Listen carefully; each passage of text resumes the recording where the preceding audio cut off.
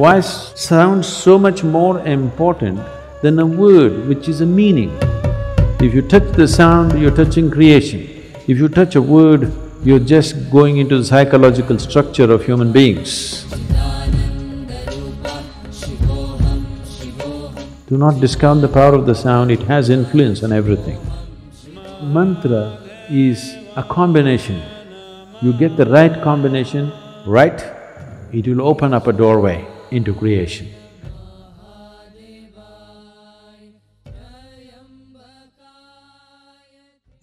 Yes. Is it okay to chant mantras without knowing the meaning? Mantras have no meaning. See, there are two dimensions to a mantra.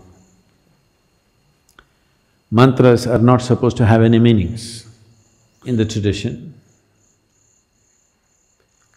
There are different types of mantras. Unfortunately, the mantras which are normally known, they have given them meanings so that people can involve. Because there are lots of idiotic people who cannot involve with anything that's meaningless. That is why they miss the sunrise, the sunset, the moon, the full moon, everything they miss because it's meaningless. What is the meaning of a full moon? There is no meaning, only if you're in love it means a lot. Otherwise, what is it? Nothing. It's not meaningful means it is not useful. So, all the idiots on the planet will do only meaningful things. Yes, because they have no intelligence to recognize life and the many facets of life. It is not because you have attached a stupid meaning to it, it exists. It exists beyond you. It existed before you, it will exist beyond you. It is not because you give it a meaning, it's become useful or not useful. So the stupid in the world will do meaningful things. They may be intellectual, but life stupid, they have no life sense. If you have life sense, you will see it is the most meaningless things which really set you on fire, isn't it so? No? So they created two kinds of mantras. One larger set of mantras which have no meaning, just pure sound. You will see this in our music also. The Yaksha program happened just now and many of our people who are looking for meanings were thoroughly bored because they're doing alap for 40 minutes, Say something, say at least Shiva, Shambho, something. No, They're not getting the point because it's about the sound. Why sound so much more important than a word which is a meaning? Meanings are made up in human minds. Sound is the essence of creation. If you touch the sound, you're touching creation. If you touch a word, you're just going into the psychological structure of human beings. Psychological structure of human beings is essentially a certain kind of madness. We can enjoy it, we can use it, but essentially it's a certain kind of illusory setup. Sound is a fundamental aspect of creation. If you have mastery over sound, you have mastery over creation itself in a certain way, because creation is just a complex amalgamation of sounds. It's the blueprint of creation. But meanings are human things. You know, the same words mean different things in different languages, even in India. You know this. The same word means different things because it's all made up. The sound is not made up. Sound is part of the creation. Sound is part of the existence. Sound is part of making the creation happen. Right now, the whole creation is reverberating in a certain way. You cannot hear it, it doesn't matter. But the words and meanings are a human making. It is meaningful only as a conspiracy. When I say a conspiracy, do you hear what the cricket is saying? What is he saying? You don't know, but they're talking. They're also like you. Some of them are just making sound, just doing alap. Just sound, simply enjoying the sound. Enjoying the creation in one sense means enjoying the sound of it. If you don't have a keenness to listen, if you don't have a keenness to pay attention, you cannot enjoy any aspect of creation, actually. You will only enjoy psychological patterns in your head. So this is the reason why most human beings want to speak, most of the time they want to be talking. Not because they have something to say, because they have to find meaning. Simply, either silence or sound, both are too overwhelming. That is why when we say spiritual process, first thing is silence. If you are psychologically very stable, you may say, okay, 30 days silence, 60 days silence. If you're psychologically fragile, we'll say, okay, 3 days.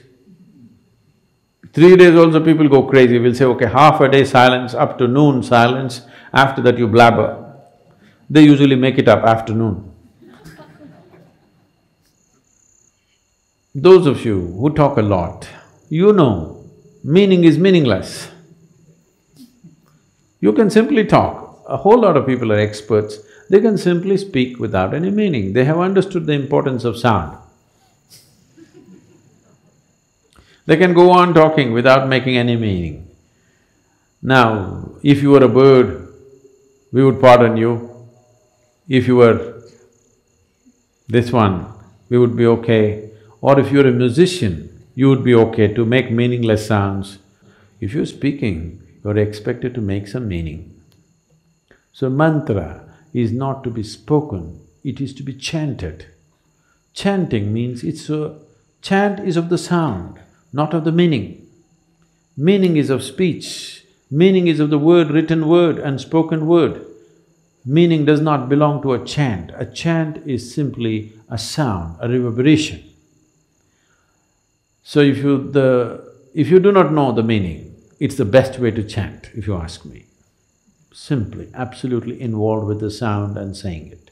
But first of all, what you are uttering, is it a mantra or is it a bhajan or is it a sankirtan? You must look at it.